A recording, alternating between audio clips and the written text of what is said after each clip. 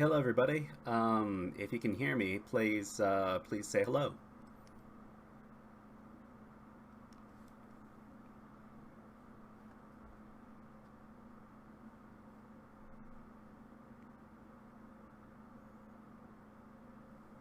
Okay, Bob Twister, String Dr. Null, String C Dr. Null, Shinohara98.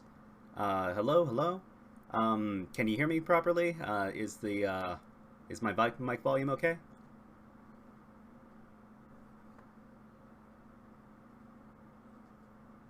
Loud and clear. Okay, that's good to hear. All right. So let's start our fun while we wait for some more people to arrive. Let me just switch my scene here. Hello.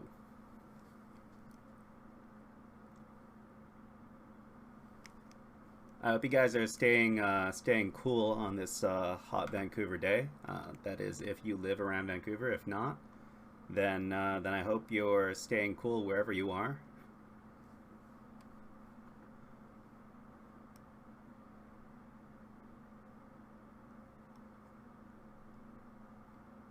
Trying to. Okay. So can you help me out? I'm gonna assume that I pronounce his name String Dr. Null. Is it String Dr. Null or String C Dr. Null? I'd really like to be able to, pronounce everybody's names properly. Satanic Dr. Null. Okay. I wasn't expecting that one, but it's like we want people to understand that we do programming stuff, but we also want people to understand that we're satanic. I understand. You gotta, sometimes you gotta get that peanut butter and jelly, sandwich put together, right? Anybody else? So, yeah. Can we do a little roll call if you're here? Just type the way that your username is pronounced. If it's not immediately apparent, it'll really help me out.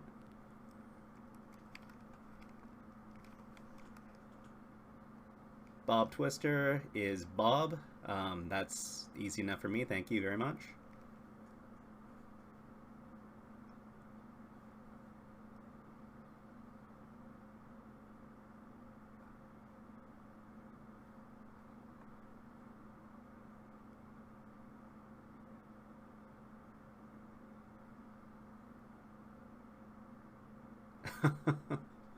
Okay, Dr. Null, probably a little easier on me. Thank you very much for that. Bantha Mojito says they prefer to be referred to as Bantha. I appreciate the Star Wars reference right there. Thank you very much, Bantha Mojito, for being here.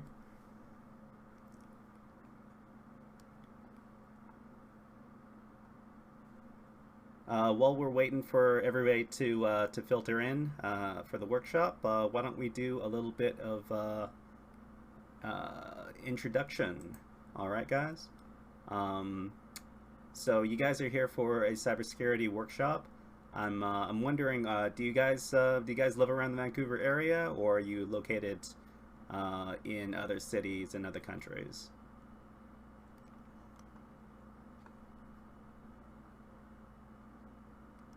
Long time Vancouver, New West. That's like that's kind of far away as far as as far as Vancouver is concerned. But yeah, no, I travel through New West all the time. Usually to get to Surrey, or to go to the Key.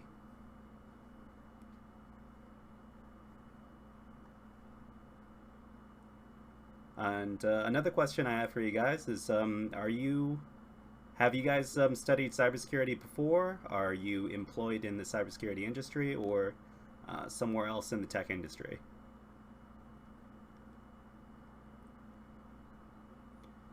Before COVID time, Bantha Mojito says, before COVID times, I worked downtown. I figure a lot of people have had their workplace situations turned upside down due to the pandemic. I sympathize. But do you prefer? Okay. So, Bantha Mojito, do you prefer to work downtown, or you prefer to work in New Westminster? Uh, Dr. Null is a cybersec professional. I like to hear that. Um, we're all aspiring to learn some more, cybersecurity skills, and trying to learn a few ethical hacking techniques over here in the workshop. Yes, I'm sort of sociable, says Bantha Mojito. Miss the face-to-face interactions. Yeah, no, I mean, even though we're all tech adjacent. Well, we're all in the tech industry, um, technically. That doesn't mean that we're all antisocial nerds or something. Well, we might be nerds, but we may or may not be antisocial. But yeah. What certificate? Bob Twister asks, what certification needs to get into cybersecurity career in Vancouver? That's a very good question, Bob Twister.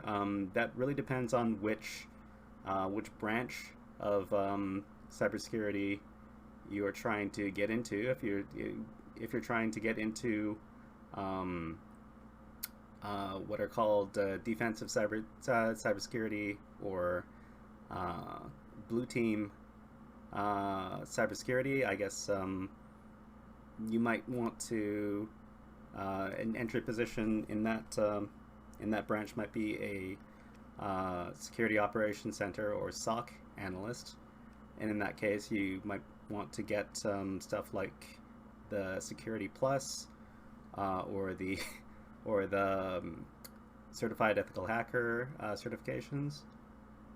Um, but if you want to go into ethical hacking, penetration testing, what are known as the red team of cybersecurity, then you might want to go for certifications like the EJPT from Ealing Security, or the OSCP from Offensive Security, which is a very high prestige penetration testing certification.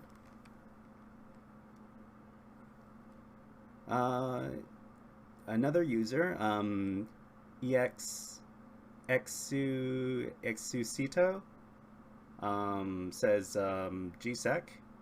I'm not sure if you're talking about GSEC certification or something else.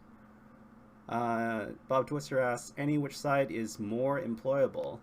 Well, Bob Twister, from what I've heard, the cybersecurity industry is growing a lot year upon year, and in the U.S. they're looking for some ridiculous number of cybersecurity positions, something like 500,000 or something. Good pronunciation, says Exusito. My mad Martian mod account is borked for some reason. I had to create a new Twitch account. I was sorry, I was answering Bob Twister's question. So there seems to be a lot of openings in the U.S. In particular for cybersecurity. Most of those positions are on the defensive side of cybersecurity. In that case, the certifications to look for to get employment as a junior SOC analyst would probably be stuff like the Security Plus from CompTIA.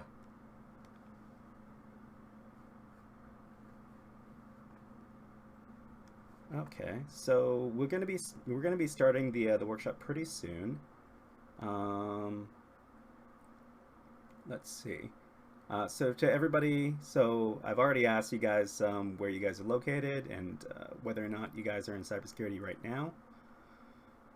So what is the story of my handle? Asks Bantha Mojito. 0x Shyhat, just curious. Well, it seems Shyhat is short for Cyberhat. In cybersecurity, they refer to hackers in one of three flavors: black hat hackers, which are the bad guys; gray hat hackers, which are somewhere in the middle; and white hat hackers, which are the good guys.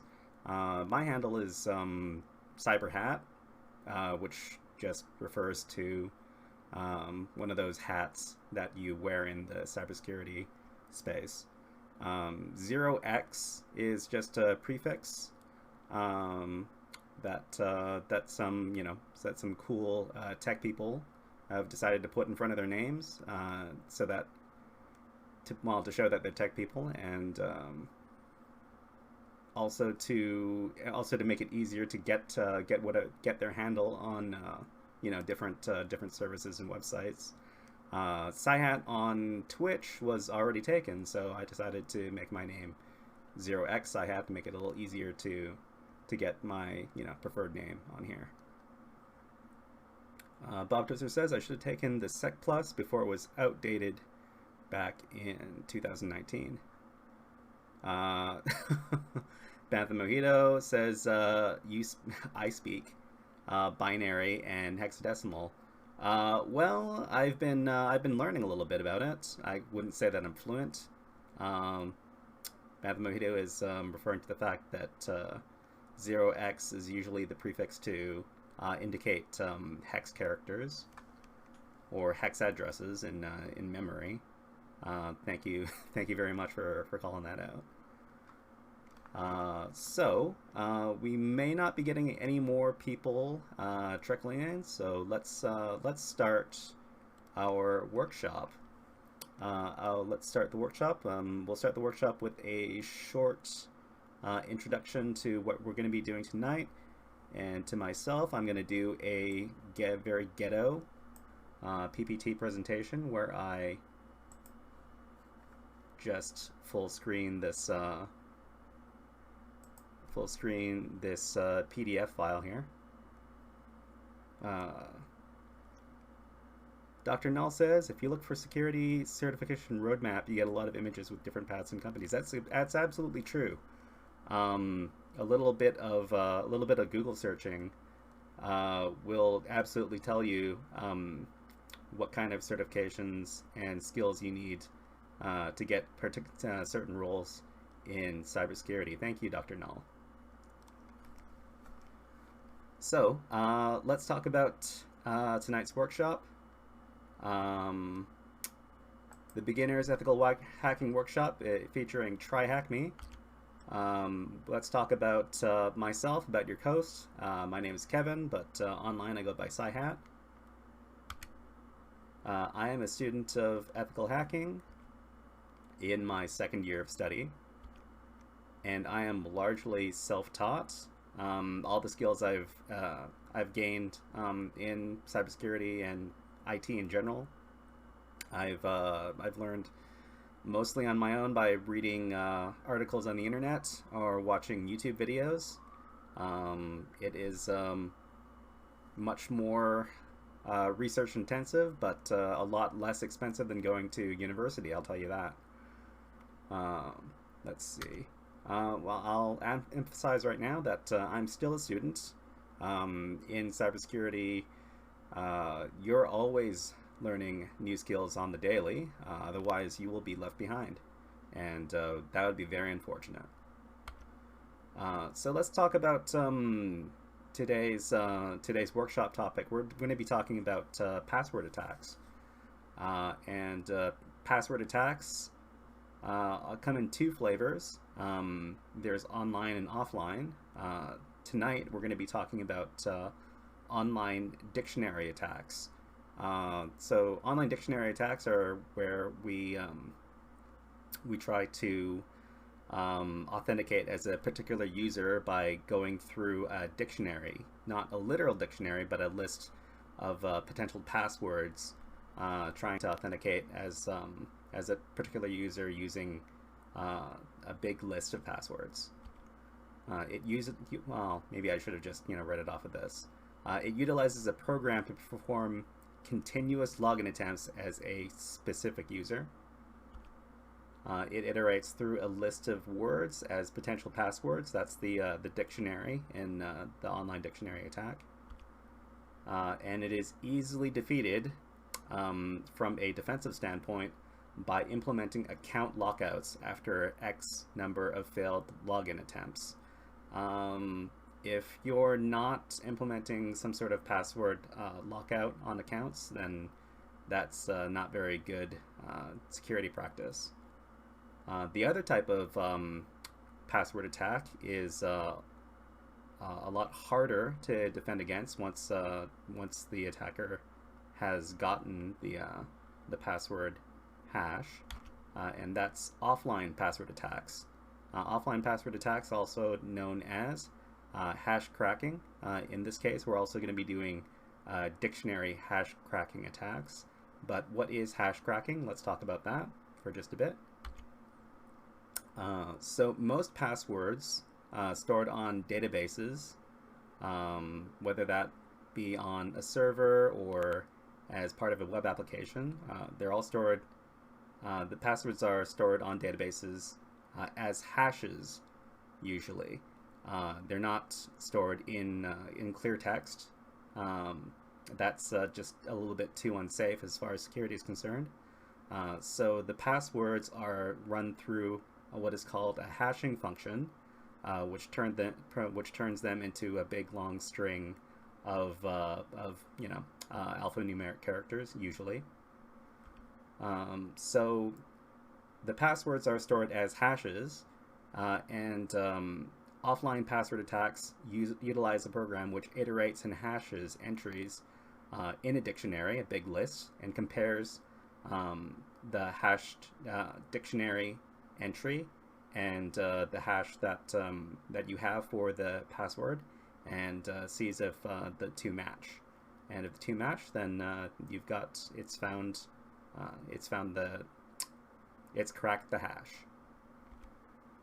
So offline password attacks are much faster and much more reliable than online password attacks, mostly because offline password hash cracking programs don't have to wait for a server to respond before trying again, so it can just run through as many iterations in the dictionary list as fast as your processor will allow it to.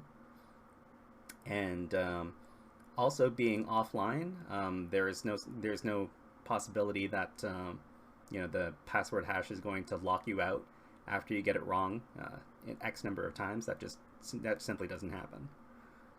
So now that we've talked a bit about what kind of activities we're going to be doing in tonight's workshop, let's talk about the workshop itself. So the workshop is going to be an ethical hacking exercise. So this kind of exercise is also called CTF, or Capture the Flag exercise in cybersecurity. We're going to compromise a computer on our network by using network and IT security tools. But what tools will we use? Well, we'll just go over this very quickly now. The first tool we're going to be using is called Nmap, which stands for Network Mapper, and it locates computers on the network and reports which network services they are serving. Network services are things like HTTP, which serves web pages, or SSH, which allows remote login access. Another tool that we're going to be using tonight is called gobuster, which is a directory fuzzer. And gobuster scans a website for available directories on the website by iterating through a list of potential directory names. We'll also be using Burp Suite, which is a web app testing program. Burp Suite is a multifunctional web app testing program, and for the purposes of the exercise tonight, we're going to be using Burp Suite to intercept web requests. Okay. Another program we're using tonight is called Hydra, officially known as THC Hydra, which is an online brute forcing program. It's used for brute forcing credentials for many different online services, such as SSH, FTP, HTTP, login, and so on and so on. And the last important piece of software that we're going to be using tonight is called John the Ripper, which is a password hash cracking program. It's used for cracking captured password hashes or key files. All right, so everybody, let's get ready to start the workshop. Please open the following URL in your web browser. We're going to https://tryhackme.com /room/brute_it. Another thing we're going to have to do is to download the workshop PDF guide at this link right here. I'm going to put it in chat so that you can more easily download it from the chat there. Okay, so with that, let's go to our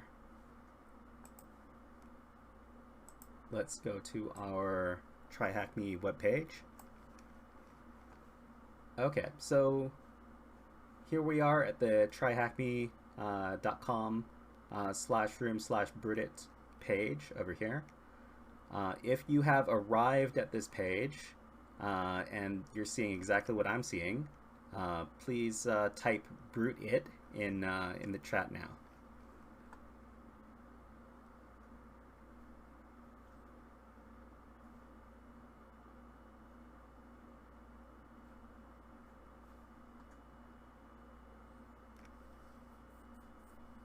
Okay, great. Okay, so it seems that most of you guys have arrived on this page. So the first thing that we have to do when we arrive at a tryhackme.com webpage, sorry, not webpage, room, is to join the room. So what we need to do is we need to click on this green button right here to join the room. So let's just do that.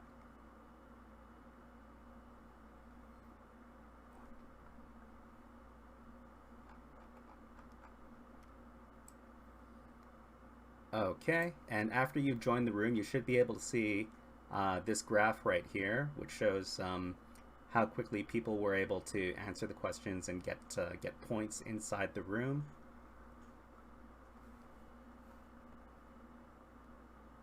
Okay, and the second thing we're going to do is we're going to start the virtual machines inside the room. What I want you to do after you've joined the room is to click on these two buttons. This first button that is labeled Start Attack Box, and the green button over here, which is labeled Start Machine. Okay, so let's click first the blue button and then the green button. Okay, and then we'll get rid of this.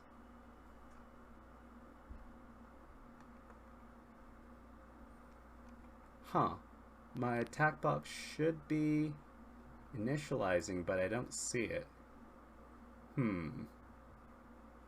Okay, let me try refreshing the page. Okay, so I need to click the Start Attack Box button again. I'm going to do that.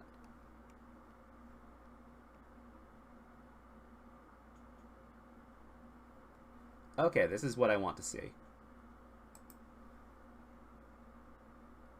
Okay, so everybody, if you see the red banner over here with active machine information over here, and you see that you've got on this side of the screen, you've got the progress bar here, and it says your machine is initializing. Please type initializing in the chat now.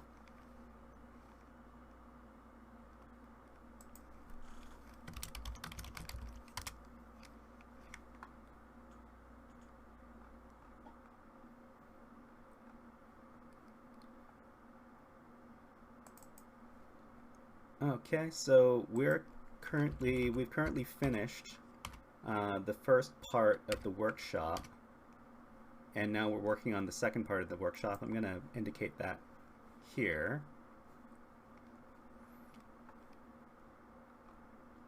So let's move on to part 2 from the guide PDF.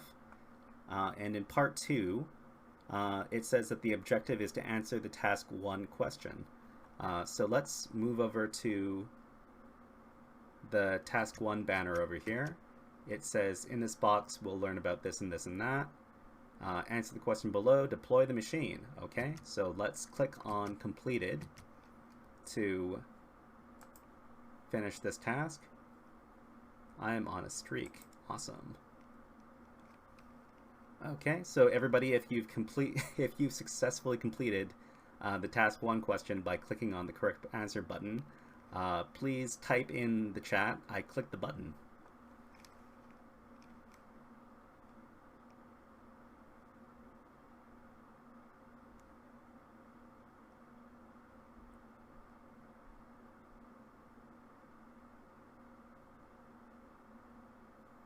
Nice.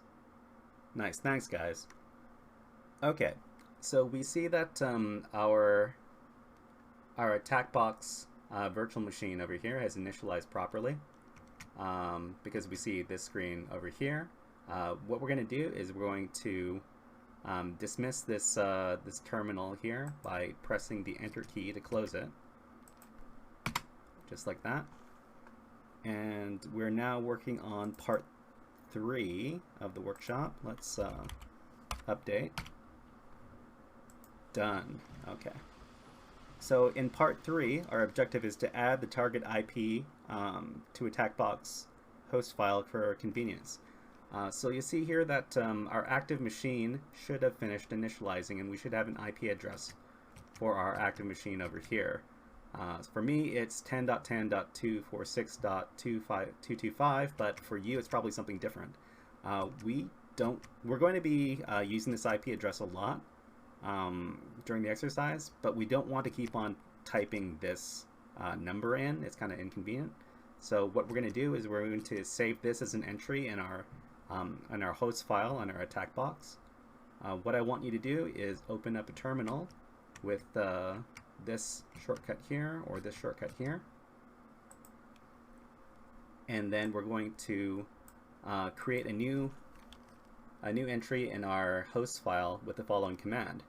So the command is echo space and then quote and then the IP address over here, 10.10.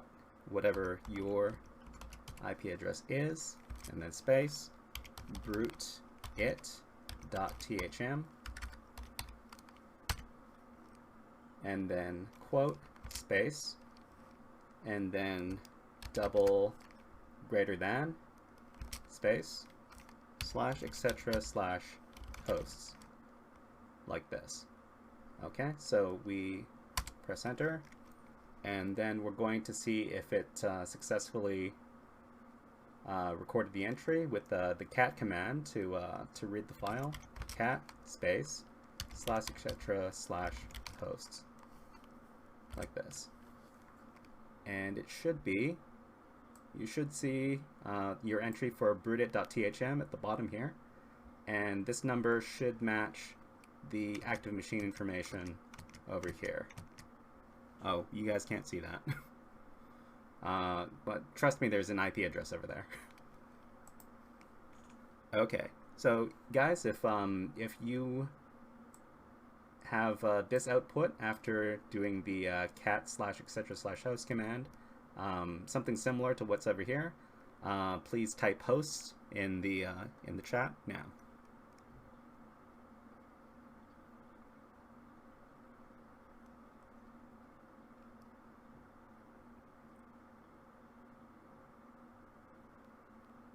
All right, that's great. Okay, so let's move on to the next next part. We're going to work on part 4. And in part 4, our objective is to enumerate open ports on the target host. Okay, so inside of our terminal window, we're going to use the Nmap program to scan the broodit.thm machine. So the command is nmap dash s capital V dash t4 dash capital F, and then broodit.thm, and this is going to scan the broodit machine. The dash F is going to scan the most popular 100 ports on the machine. T4 is to make it go fast, and S capital V is to return service versions for whatever services we find. So let's do that.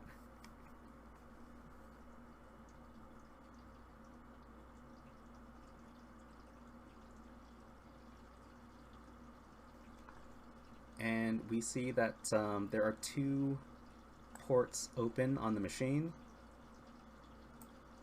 Over here, we see that port 22 is open, which is serving SSH, which is a remote login service, and it also tells us that the broodit.thm machine is running Ubuntu Linux. We also see that port 80 is open, which serves HTTP, which is web pages, which implies that this is a web server. It's running Apache as the web server software, and the version is 2.4.29. So these details are important because we're going to be answering some questions using these details. If you've run your nmap command and gotten output which is like this, please type in the chat nmap done.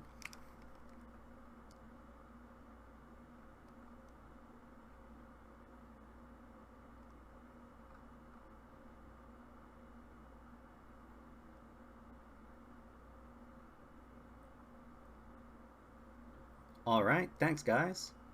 That's what I like to hear. Let's update our progress. We're now on part 5.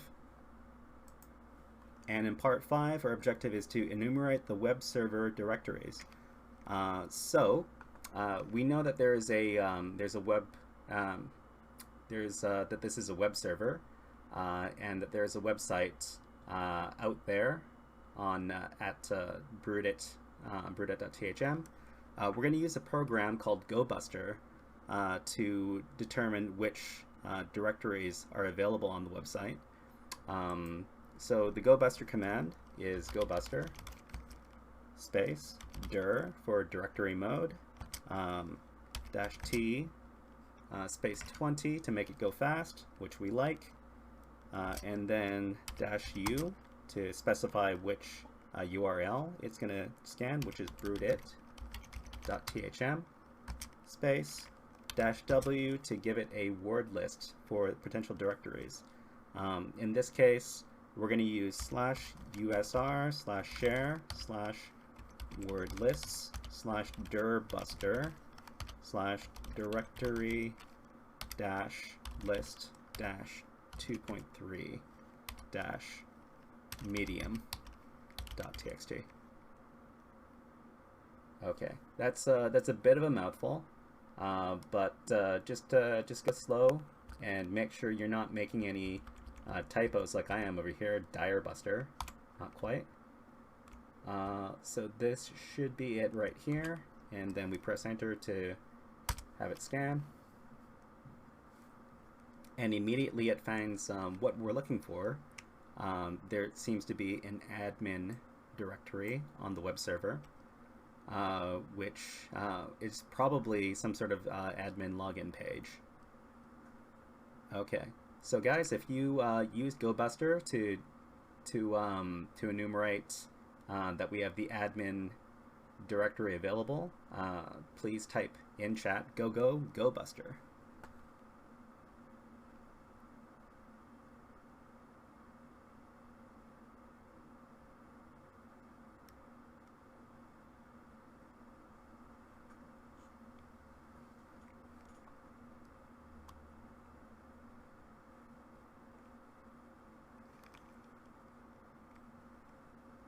Okay, Bob Twister.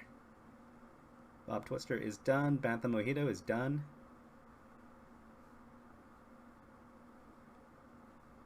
Okay.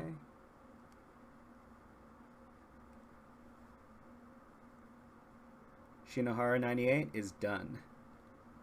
Okay, guys. Yeah. Hopefully, Dr. Null.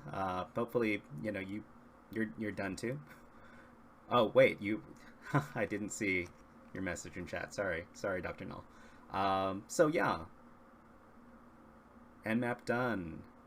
Oh, Exusito. Okay, yeah, no. We're gonna be doing some question answering right now, so you've got a little bit of time to catch up. So we're gonna move on to the next part of the exercise.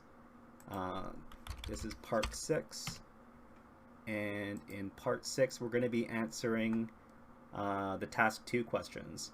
Okay, so we're gonna go back to the TryHackMe webpage over here. We're gonna open up task 2 reconnaissance. So we're gonna open this up, and we're gonna answer the questions over here. Okay. DIY trying. Sorry I'm late. What did I miss? Well, we're just in the Brutit TryHackMe room. I'm gonna pull up the workshop guide. You can download that, and hopefully you can catch up.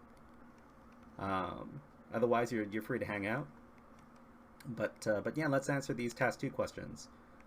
So search for open ports using Nmap. How many ports are open? Well, guys, we discovered that there are 2 ports open, so we're going to answer 2 and press enter for submit, and that's the correct answer. The next question: what version of SSH is running?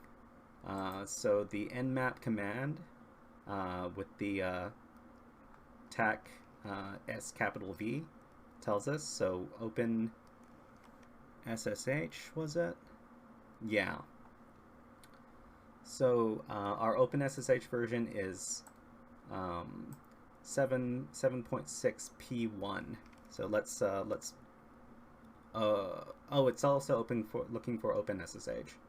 Okay, so the answer is OpenSSH 7.6 P1. All right. And also, what version of Apache is running? So let's see. We're running Apache 2.4.29. So the version is 2.4.29. Okay. And which Linux distribution is running? We saw from the output here, we're running Ubuntu Linux. So the answer is Ubuntu. And the final question over here: search for the hidden directories on the web server. What is the hidden directory? The answer is the admin directory over here. So let's fill that in as /admin. Okay, so that's half of the questions answered. Awesome, and we're doing pretty good for time too. Okay, so everybody, if you finished answering all of the task 2 questions, please type task 2 done in chat now.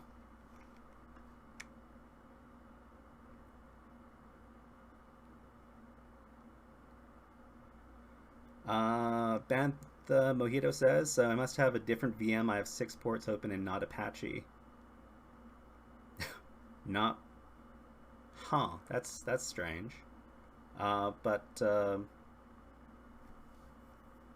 not Apache. That's strange. Bantha Mojito, let's I'm gonna assume that that you're also running against the same box that the rest of us are. Why don't you give your machine another Nmap scan, WebSockify Python.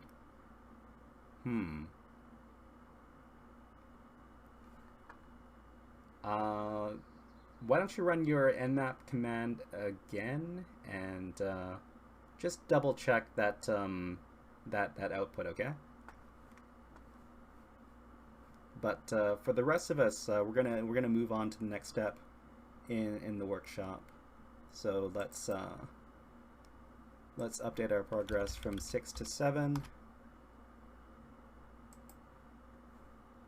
And in this step, we're going to open a web browser session to investigate the web server. But Bantha Mojito, I really am curious about what's happening with you. So what we're going to do is we're going to open a Firefox session inside of our attack box. We can use this this shortcut right here or this one right here. I'm going to use this one over here. So we open a web browser session inside of our attack box, and we're going to navigate to the brutit.thm/admin page. So we do that by punching in our address bar http :/brutit.thm/admin/. Okay, so we're going to press enter on that, and it's going to say admin login page up here. Oh, Ryskill, thank you very much for the follow. So you might see that your web browser hangs on this page. What we can do is we can press the stop loading page button to escape out of that. And what we should see is this login page right here. So it says login right here, username, password, just like this. But what we're also going to do is we're going to take a look at the source for this page. So to view the web page source inside of your web browser, we can prepend the address up in the address bar, view dash source colon. So this becomes view dash source colon brutit.thm/admin, and then press enter on that, and we should see the web page source over here. And the text over here reads, "Hey John, if you do not remember, the username is admin." Okay, so we know that there's a user called admin on this page. We can go back on this. So we know that there's a username admin on here, but we don't know the password. Ryskill says, really like what you have going here. Love how you break everything down so it's easy to understand. Thank you very much, Ryskill. If you want to try to catch up with where we are in the exercise, you can download the guide PDF from the link that I provided there, and hopefully, if you want to, you can try to follow along with the exercise. So the username is admin. We don't know the password, but what we're going to do is we're going to try to perform an online brute force attack on the login page here. So everybody, if you've successfully gone to the login page here and looked at the source, please type in chat brute force, because that's what we're gonna do next.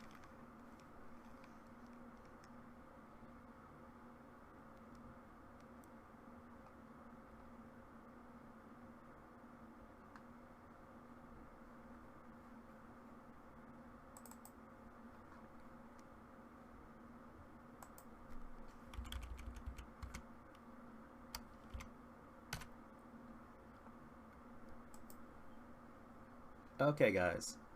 So to brute force the login page over here, we're gonna make use of. Ryskill says, "I think I've done this room already." Okay.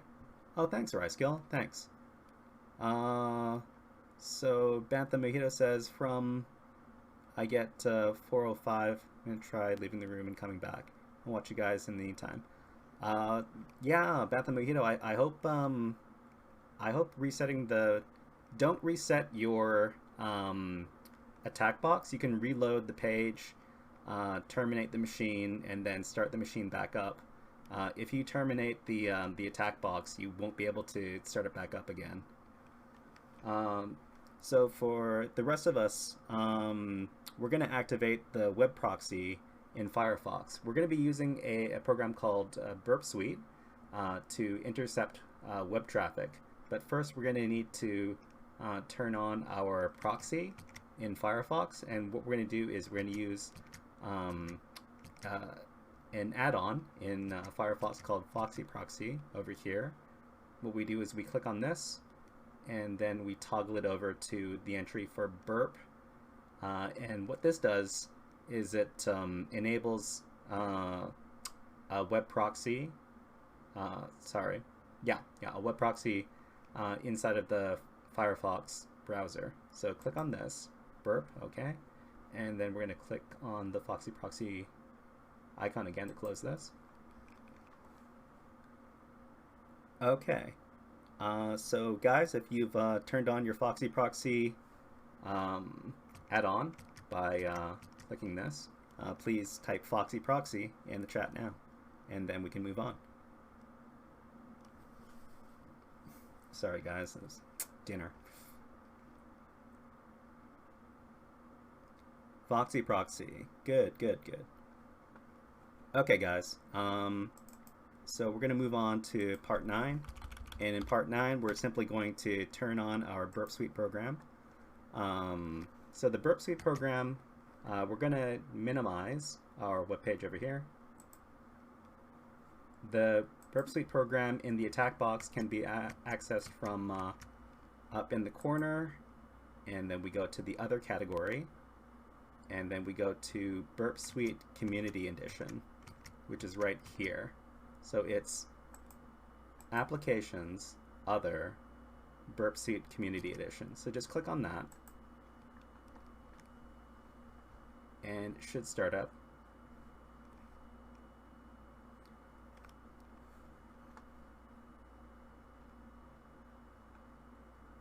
So when the program starts up, there are a couple of windows we're going to need to dismiss.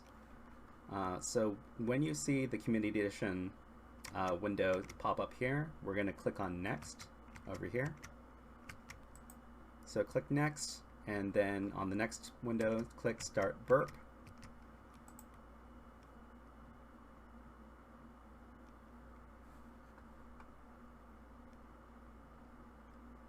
Okay, it's going to say that Burp Suite is out of date. That is okay. Just click on OK.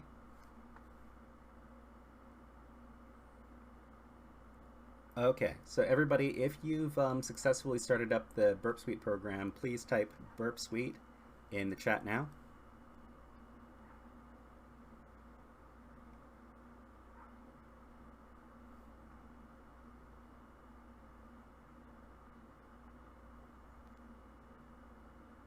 Burp Suite. Awesome, thank you guys. So let's move on to part 10. And in part 10, we're going to send a test login to Burp Suite. So in Burp Suite, we're going to minimize it for now. And then we're going to go back to our Firefox session. So our Firefox session has the Burp Suite proxy enabled. We're going to test, we're going to send a test login to be intercepted by Burp. We enter username as admin and password as test, T-E-S-T, and then we click on the login button. Don't save that. So this will hang, and that's fine. We're going to minimize the window, and then we're going to go to Burp Suite, which is located, after you've started it, it's going to be located over here. So click on this to restore. And then we're going to click on the Proxy tab over here. So the Proxy tab is going to show that we've intercepted our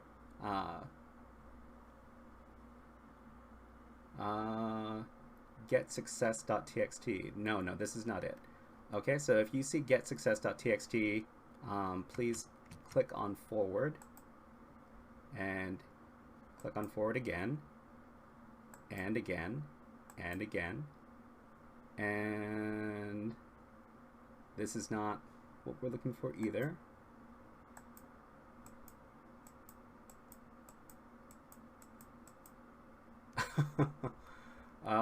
Okay. Oh, wait. Sorry, guys. I'm just gonna... Yeah. No. So we're gonna minimize this again, and then we're gonna go back to Firefox browser, and then we're going to click on the login button again. And then we should see that in Burp Suite in the intercept.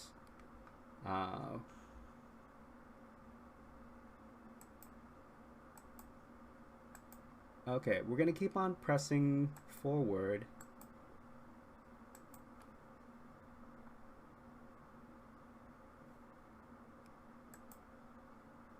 Okay. Hold on, guys. Live demos. Okay.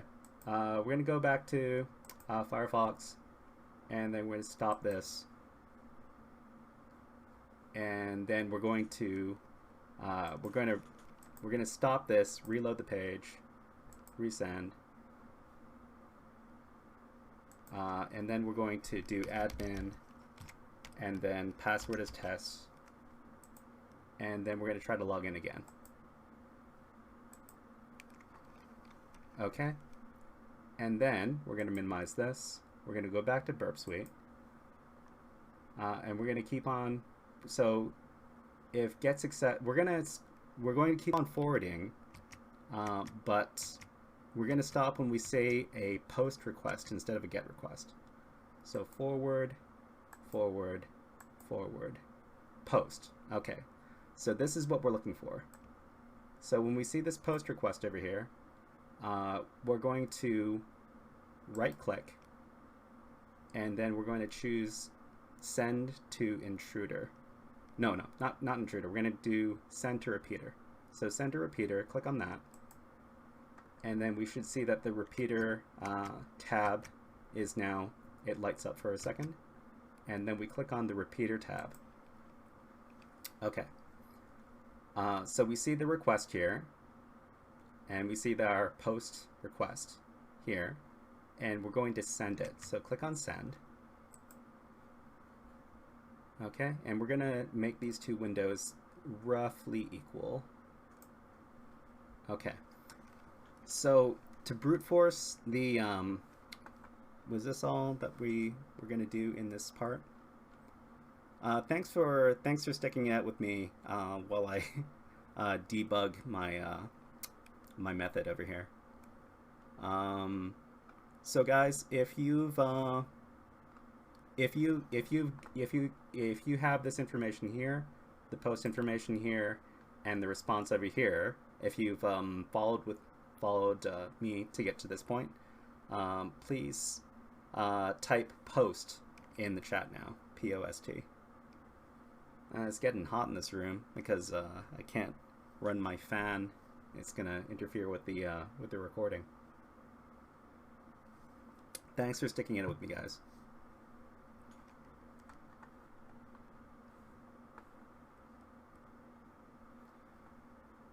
Okay, so let's move on to demo gods called in sick today. Thank you, thanks for that DIY trying. Sometimes I have a pretty good record for running demos so far. This is probably the first hiccup.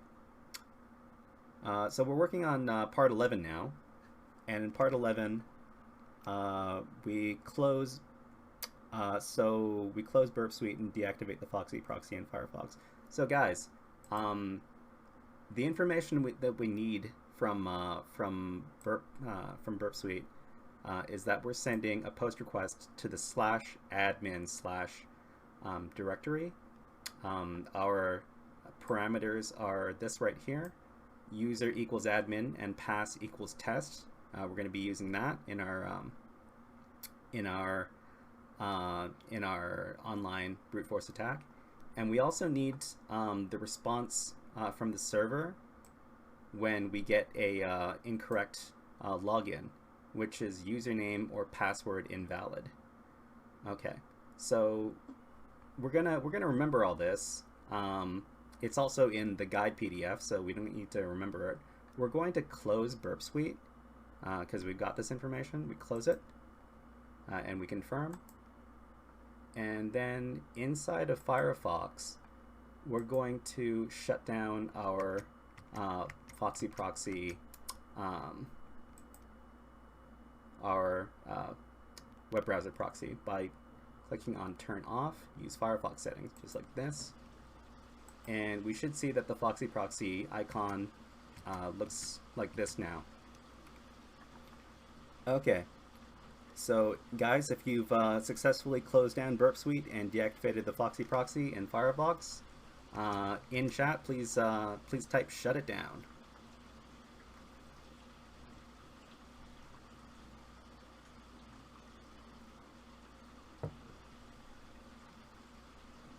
Okay, thanks guys.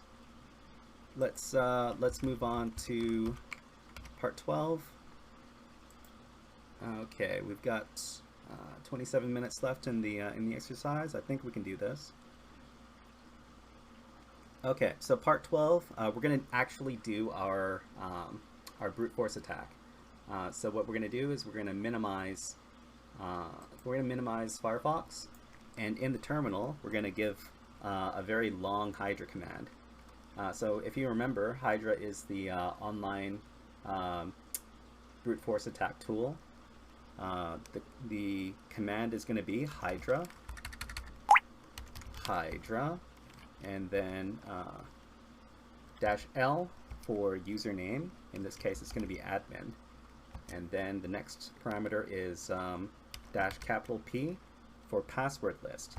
And we're going to use /user/share/wordlists/rockyou.txt. And we're going to provide a URL next, and it's going to be bruteIt.thm.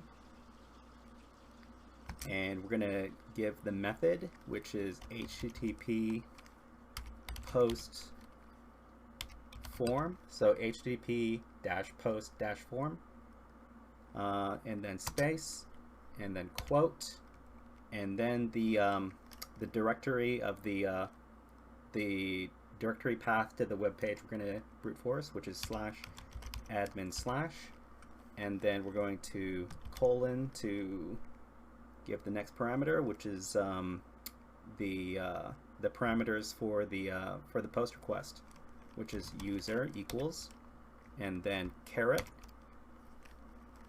capital USER, caret, and pass equals caret, capital PASS, caret, and then colon, and then the login failed message, which is username or password invalid. And then we're going to close this all off with another quote, just like this. Okay, so this was a bit of a doozy for a command.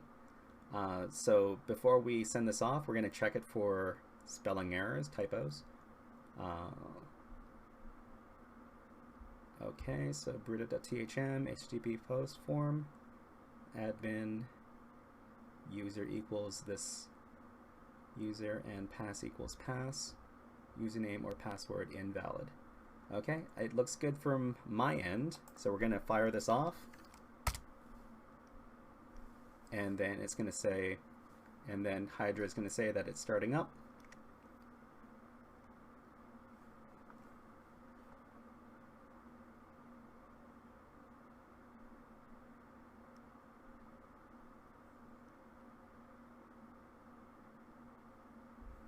Okay, so I hope,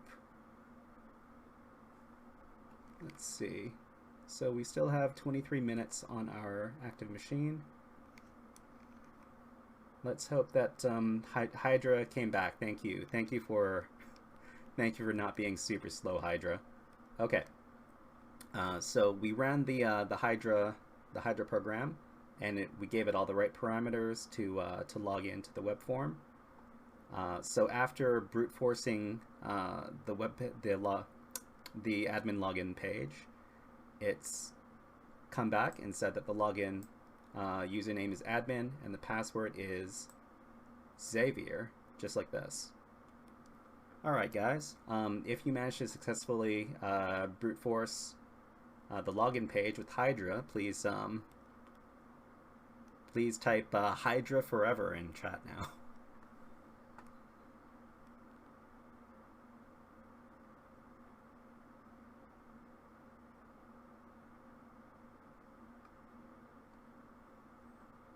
Okay. So there's a step I missed here. So that step is to go into the admin page and log in as admin Xavier as the password. So we go back to our Firefox, and then we log in using username admin. Password is Xavier, Xavier. Okay, log in. And it brings us to this page right here. And it says, "Hey John, finish the development of the site. Here's your RSA private key." And we also have a flag right here. So the flag file is what we're going to collect to indicate that we've gotten this kind of access to the exercise. So let's work on part 13 of our exercise. And in part 13, we're going to answer the first and fourth questions under task 3. Okay, so in the TryHackMe webpage, in task 3, we're going to click it. We're going to answer the first and fourth questions. The first question is, what is the user pass of the admin panel? Well, the answer is admin : Xavier, just like that. Submit. And we're going to answer question number 4, which is the web flag. So the web flag is THM, what is this called again? It's a curly brace. Brute force is easy in leet speed like this, and we close it with another curly brace. We can copy this, but we have to do it in a special way. So we copy with Control-C, and we need to open the attack box clipboard, which is accessed from this middle button over here in the attack box. We click on clipboard, and we have to copy this again. THM brute force is easy, copy it again, and then we can paste it in as the answer for question 4, which is web flag. Okay, and then we submit. All right, guys. If you've successfully answered those questions, please type success in the chat now. DIY Trying says, as an MCU fan, I can't say that. Well, I appreciate that that you've said it in spirit, maybe. Thanks, DIY Trying. Okay, guys. So let's move swiftly along to part 14.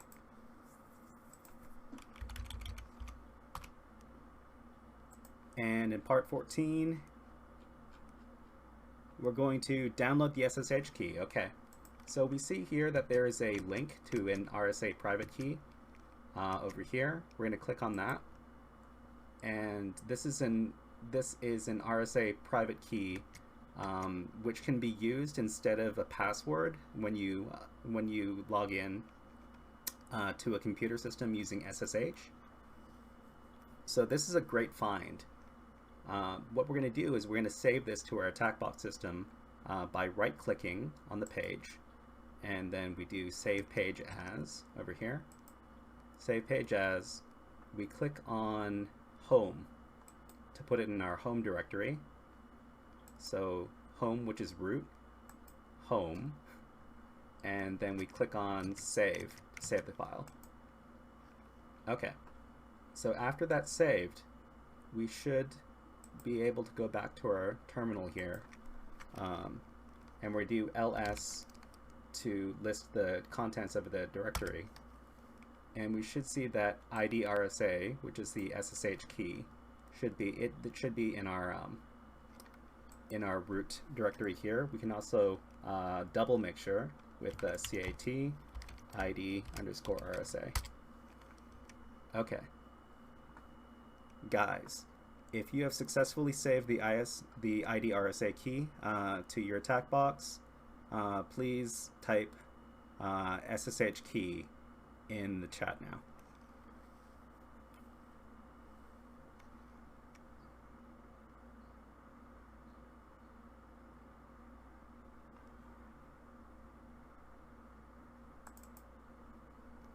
Okay, part 15. We're actually not going as fast as we'd like to, but let's keep on going. In part 15, we're going to convert the SSH key file to a format that John the Ripper can read. I'll tell you now that this SSH private key can't be used as is to log into the server. We have to find out the passphrase first. So we're going to use a Python script to convert the file into something that our John the Ripper program can use. So the command is Python, because it's a Python script, and then it's /user/share/john/ssh2john.py, and the file that we're going to run it on is ID _ RSA, and we're going to output the file with greater than to something called ssh4john.txt, like this. Okay, so Python, and then this file path right here, and then ID RSA, and we're going to turn it into ssh4john.txt. So press enter. No such file exists. Well, why is that? That's because, oh, okay, it's in a different directory. Okay, guys, it's in the op directory. So opt/john, opt/john/ssh2john.py. Okay, guys, and then we run that, and then we ls to make sure that ssh4john.txt was created, and it was. Okay. And then we're gonna crack the ssh4john file using John the Ripper. So the command is john space / word list equals, and then we're going to do usr/share/wordlists/rocku.txt space ssh4john.txt. Okay, so this is going to run super quick. When we run John,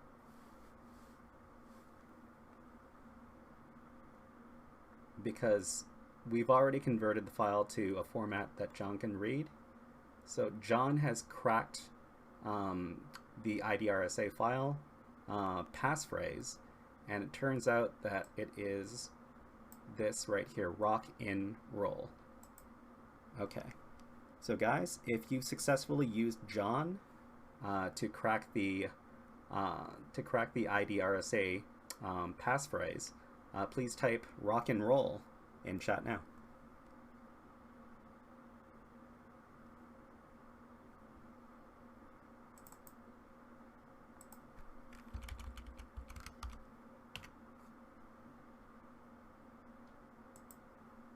Okay, guys. So we're going to log into the broodit.thm server now with the SSH private key. But the first thing before we do that, we're going to need to change the file permissions on the IDRSA file. Yeah. So IDRSA, we have to change the file permissions on it so that only the current user root can read and write to it, and all the other file permissions are 0. So the command is chmod 600 and then ID_RSA and then enter. And now we should be able to log into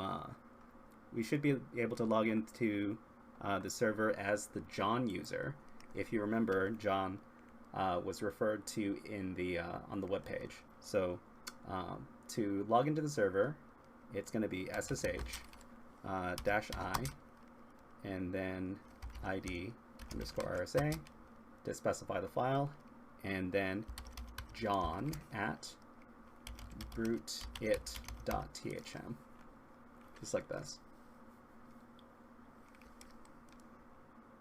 Okay, press enter, and then it says it has difficulty finding the fingerprint for this server. We say yes to keep connecting, and then we enter the passphrase for the key ID_RSA, which is rock in roll. You won't see any output while you're typing in the password. That's normal. Okay guys, so we've successfully logged in as John, the user John, to Brootit. If you've managed to get into the server, please type "I'm in" the chat now. If you like, you can put on your best Hollywood hacker voice and say "I'm in," just like that. Okay, so part 17, we're going to capture the user flag. We don't have too much more time on the system, so we're gonna try to speed through this. The next thing we need to do is we need to capture the user flag here.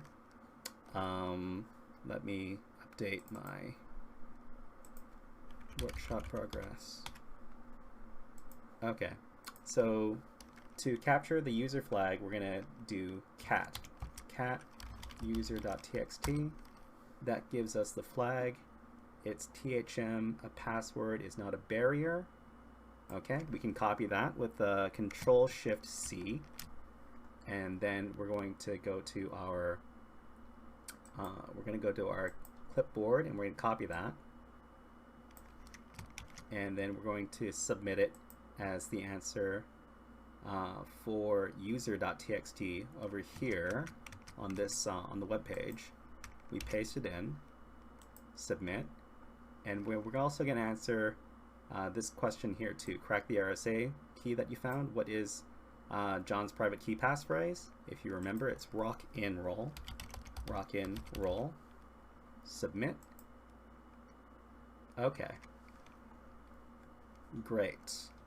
All right, guys. If you've successfully answered those questions, please type in the chat. Get on with it.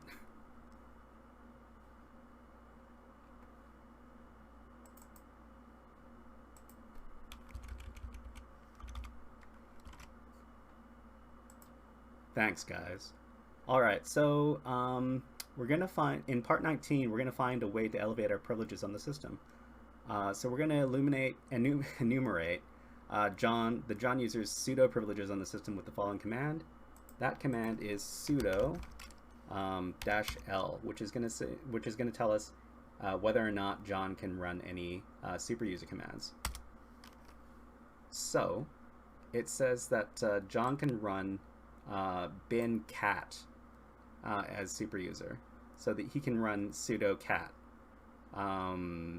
This by itself means that we can read any file on the user system on the system, which is good.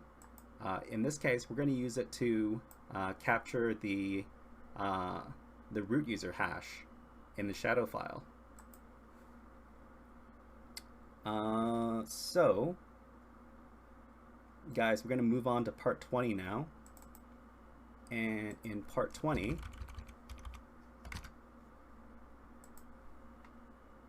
we're going to use the sudo command to read the shadow file with the root user password hash. So it's sudo cat /etc/shadow, just like this.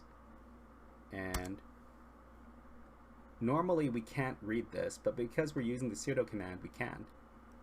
We're going to copy the root user's password hash by copying all of this over here. So we're going to copy it with Control-Shift-C, and then we're going to create a new terminal, and then we're going to paste it in here, Control-Shift-V, okay? But in front of this, we're going to type echo space, and then we're going to put this all in quotes here, and we're going to turn it into a file called shadow.txt. So echo, and then the root user entry wrapped in quotes, a quote at the beginning, quote at the end, and then greater than to pipe it to a file called shadow.txt. And we press enter, and if we cat shadow.txt, it should be the root user entry here. We're going to go back to our SSH terminal, and we're going to get the password entry for the system as well, so we can match it up with the root user. So it's cat space / etc / pass wd, and we should see the root user. Gee, where's root? Okay, it's right here. We should see the root user entry over here. Control-Shift-C to copy that, and then we go back to our other terminal, and then we're going to paste it in, Control-Shift-V, and then we're going to prepend echo in front of that, and then wrap it in quotes, and then pipe it to, we're going to turn it into a file called passwd.txt, and just like that. And if we cat that passwd.txt, we should see the root user entry here. Okay, guys. All right. So if you've managed to create these two files from the shadow and the password files on the SSH terminal, you have your shadow.txt and your password.txt files. Please type in the chat, ready to merge.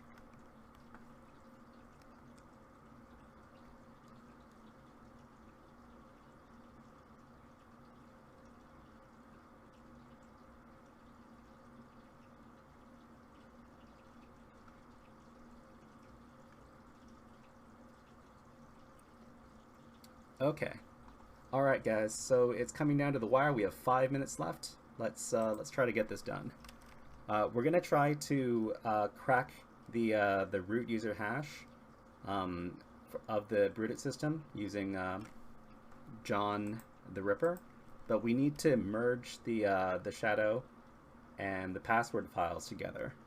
We can do that with a utility called unshadow. That's located in /opt/john/unshadow space, and it's passwd.txt space shadow.txt, and then we're going to create a new file called roothash.txt, just like this. Okay, and after we have done that, if we cat roothash.txt, we should see this. And this is a file that can be read by John the Ripper. The last thing we're going to do is we're going to crack that hash using John the Ripper with the following command: John space -- word list equals user share word lists / rocku.txt, and the file we're going to crack is called roothash.txt. And John is going to crack this real quick. So we press enter, and immediately, because the password, the hash is a very common password term, it's football. Alright guys, we have the, if you've managed to get football from John the Ripper, please type football in chat now.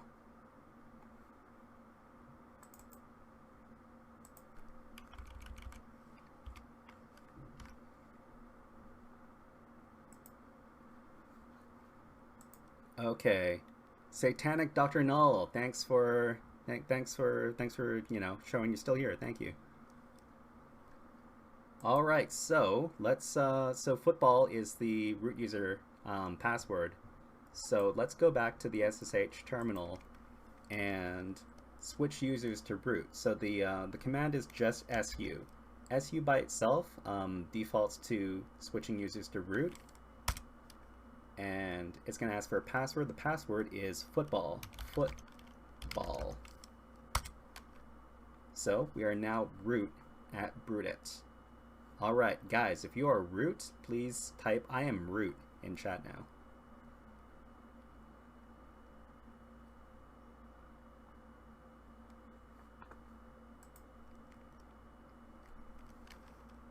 Nice. Exusito, you are root. You are Groot. Thank you. So guys, the last thing we need to do for the exercise is to get the root flag. So the root flag in any CTF exercise like this is going to be inside the root directory. So cd/root and then ls, and there's the root flag inside of the root directory here. Let's capture it with the cat command, cat root.txt, and the flag is thm privilege escalation. Guys, let's copy this, Control-Shift-C to copy, and then we're going to go to the clipboard and copy it again. Copy that bad boy. And then we're going to go to task for privilege escalation, and we're going to answer the questions. First of all, what is root's password? If you recall, it's football, and that's the answer there. And root.txt, if we've copied the string over, it is thm privilege escalation, just like that. Let's submit that. Guys, if you have successfully completed the room and you got the confetti and it says congratulations there, please type in the chat, congratulations, I did it.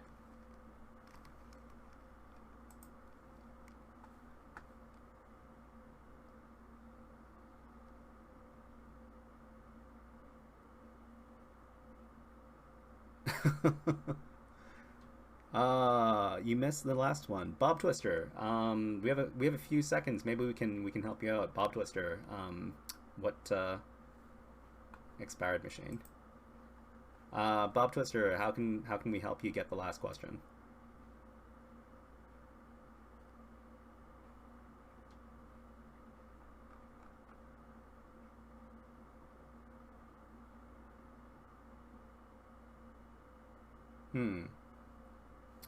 Well, Bob Twister, if you wanted to, you know, copy this flag,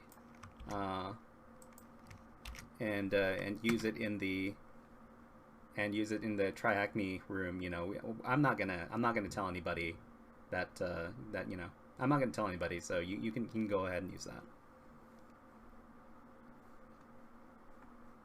All right, guys. Let's talk about what exactly happened during the workshop. Let me pull up my ghetto PPT.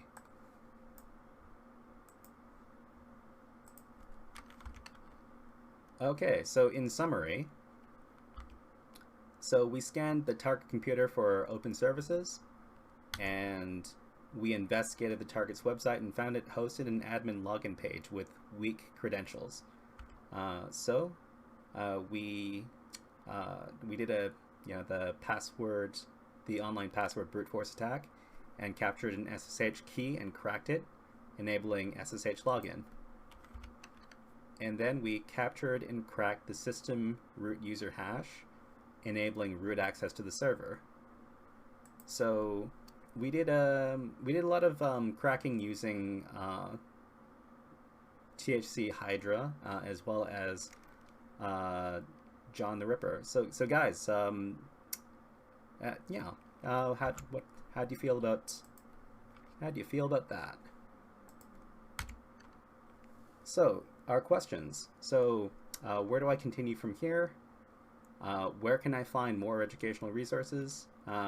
This is the question period of the workshop. You can ask questions about anything that we did during the workshop now.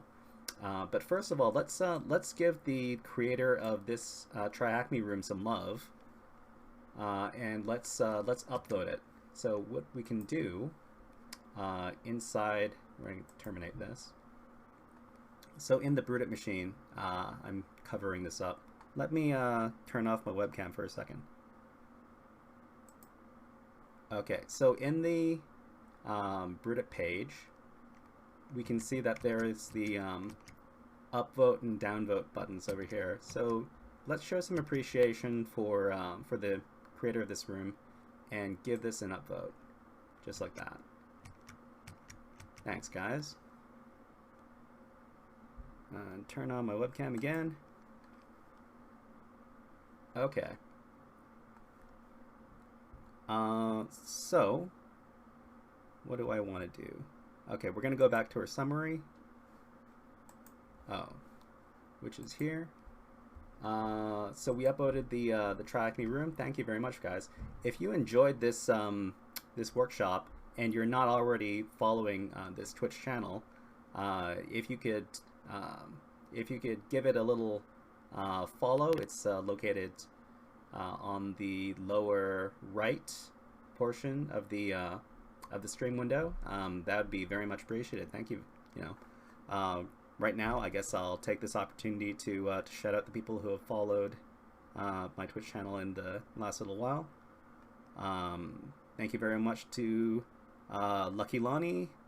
Thank you very much to Devashish for following. Thank you very much to Antisocial for following. Thank you very much to NC Shark for following. And thank you very much to Vink Numbers for following. Satanic Dr. Null, thank you very much for following. Exucito, thank you very much for following. And Ryskill, thank you very much for following about an hour ago. So user Lethal Attack Badger, nice name, thank you. I like that. Lethal Attack Badger asks, would you use SU dash to use the root profile when you switch? You don't need to give any parameters to SU if you want to switch to root. So you just have to give the SU command by itself, and it defaults to root.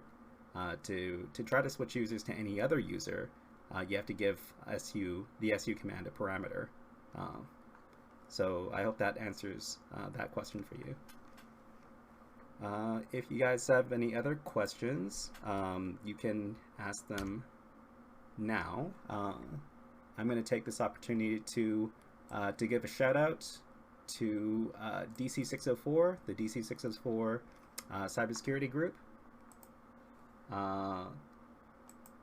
So you can see, if you want to participate in more DC604 activities, you can go to meetup.com/defcon604, just like over here, and you can see that there is the members page, the members listing over here, and all the upcoming events for DEF CON 604, including my workshop over here. Thank you very much, guys, for coming to the workshop and participating.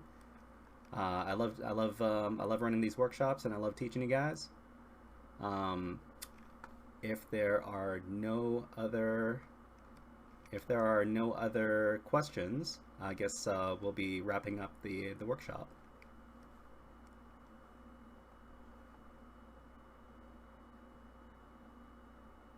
So if you have any questions you wanted to ask right now about cybersecurity in general, or password attacks, John the Ripper, any stuff like that, you can ask now. Bob Twister says, thank you, good night all. Thank you very much for coming on by, Bob Twister. I hope you were able to understand everything we were doing during the workshop. If not, you can send me a message later, and if you have a question, and I'll try to answer it best I can. Satanic Dr. Null, thank you very much for showing up. I think Satanic Dr. Null, you probably know all this stuff already, but thank you very much for hanging out with us all. Lethal Attack Badger, thank you. Good demo. Thank you very much, Lethal Attack Badger. And DIY Trying, thank you very much for attending, guys. I guess before we end the stream, I guess I'll give a shout out to everybody who's still here. Where do I see that user list? It's over here. Okay. All right. Thanks for showing up, guys. Bantha Mojito, thank you for showing up. Bob Twister, thank you for showing up. Commander Root, thank you for showing up. DIY Trying, thank you for attending. Shinohara98, thank you very much. Satanic Dr. Null, thank you for coming by. And Vink, thank you for coming by, guys. With that, I guess thank you very much to everybody for coming. And this VOD will probably be made into a YouTube video, which I'll upload to my channel. This VOD will be present for about a couple weeks on this Twitch, on the Twitch channel, if you guys wanted to, come by and review it for whatever reason. Yeah. Thank you all for coming by, and I'll catch you next time, probably in another 2 weeks.